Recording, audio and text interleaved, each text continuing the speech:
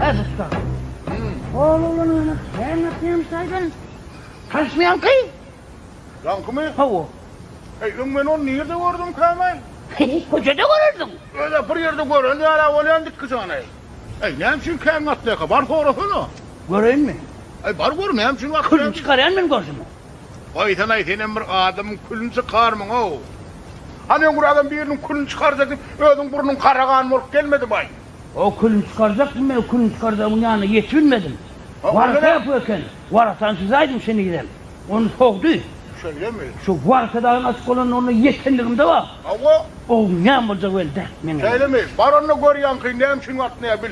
Kimi? Yankıyını. Hem göreyim mi? Hava var. Göreyim, şuna göreyim mi?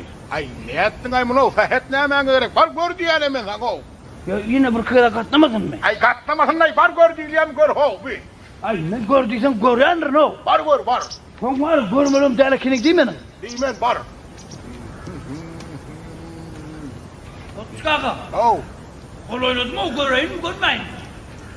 Ay yüreğe düştüm ay diyene. Var gör o görecek burada o.